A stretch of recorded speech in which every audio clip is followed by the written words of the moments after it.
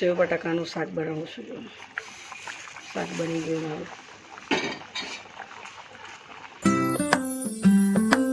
જય શ્રી કૃષ્ણ, રાધે રાધે, જય દ્વારકાધીશ, હર હર મહાદેવ.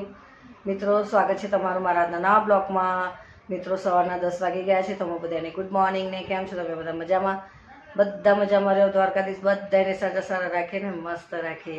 તો મિત્રો, ચેનલ પર ન હોય તો સબસ્ક્રાઈબ કરજો. વિડીયો સારા લાગે તો લાઈક શેર કોમેન્ટ કરજો. તો જો બધું કામ પતી ગયું, જમવાનું બનાવવાનું છે.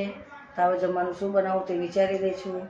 તો ચાલો વિડીયોમાં બનાવી રહેજો. વિડીયો સારા લાગે તો લાઈક શેર કોમેન્ટ કરજો. અને ચેનલ પર ન હોય તો સબસ્ક્રાઈબ કરવાનું ભૂલતા નહીં.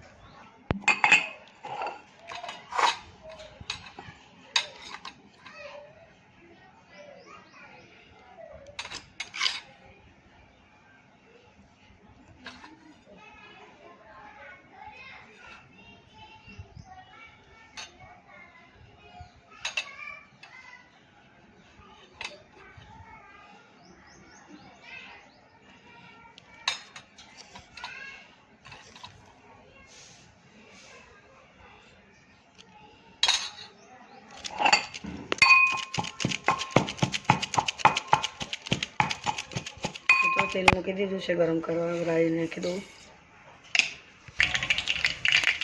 જીરું, બાટેલો મસાલો,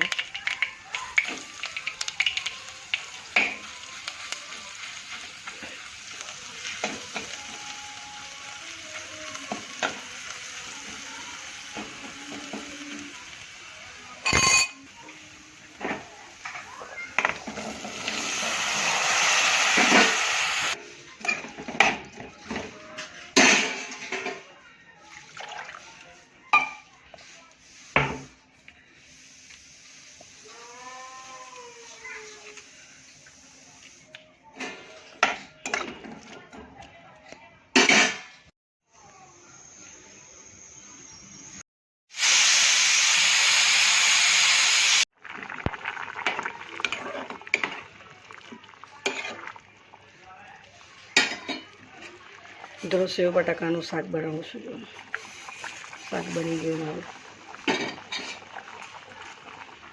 સેવ નાખી દીધી, થોડોક કળાવવા દઈએ.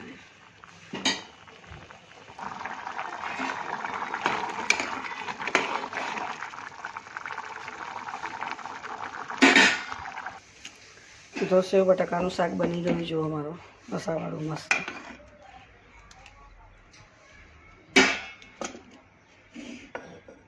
તો ચાલો મિત્રો, જમવાનું મારું બની ગયું છે. ચેનલ પર ન હોય તો સબસ્ક્રાઈબ કરજો. વિડીયો સારા લાગે તો લાઈક શેર કોમેન્ટ કરજો. તો મને નવા બ્લોગમાં જય શ્રી કૃષ્ણ, રાધે રાધે, જય દ્વારકાધીશ.